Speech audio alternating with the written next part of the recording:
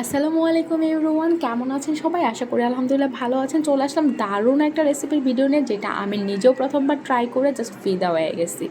মানে handi beef, handi mutton হোটেলে সবসময় খাই, তো আমার আর লিখনের প্ল্যান ছিল আমরা বাসায় এটা করব। তো যেভাবে সেই কাজ, বাড়িতে গিয়ে এবার একটা মাটির হাঁড়ি কিনে নিয়ে আসি।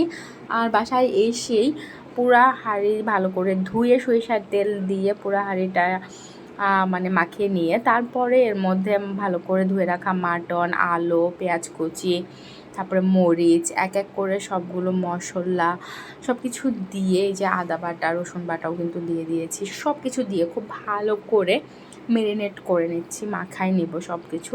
মাখায় নিয়ে জাস্ট এই পাতিলেই কষাইতে বসাবো আর কি। তো মাংসটা এই পাতিলেই খুব সুন্দর করে মাংস থেকে যে পানিটা ছাড়বে সেই পানিটাতে কিন্তু কুক হবে। আর তারপরে হালকা একটু ঝোল দিয়ে দেব, পানি দিয়ে অ্যাড করে তারপরে কিছুক্ষণ রান্না করলেই আসলে মাটির হাঁড়ির রান্না জাস্ট বলে বোঝানো যাবে না। মানে আপনারা যদি এটা ট্রাই না করেন অবশ্যই মিস করবেন বলতে হবে।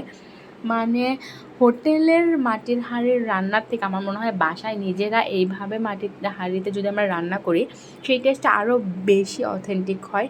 আর সত্যি কেন জানি না, মাটির হাঁড়ির রান্নার মধ্যে আলাদা একটা ফ্লেভার ক্রিয়েট হয়, যেটা হচ্ছে আসলে অন্য যে নর্মাল পাতিল বা ননস্টিকগুলো আমরা ব্যবহার করি সেটাতে হয় না। আসলেই মাটির হাঁড়ির আলাদা একটা গুণ আছে। তো আমি কিন্তু সব মশলাগুলো দিয়ে খুব ভালো করে মাটির হাঁড়িতে এই যে মেখে মশলাগুলো প্রত্যেকটা মাংসের সাথে যাতে লাগে সেইভাবে মাখিয়ে নিলাম। আর হালকা একটু পানি দিয়ে দিলাম, কারণ আমি আবার একটু ভয়ে ছিলাম যে মাটির হাঁড়িতে যদি লেগে যায় ঝামেলা, তাই হালকা একটু একদমই অল্প পরিমাণে পানি দিয়ে মাংসটা বেশ কিছুক্ষণ কষিয়ে নিয়েছি। আর এই যে দেখেন, আমি কিন্তু মাংসটা পাতিলে বসাই দিয়ে মোটামুটি ফুল স্পিডেই বেশ কিছুক্ষণ কষানোর পরে দেখেন আমি অল্প একটু পানি দিয়েছিলাম, কিন্তু মাংস থেকে অনেকটা পানি ছেড়ে দিয়েছে।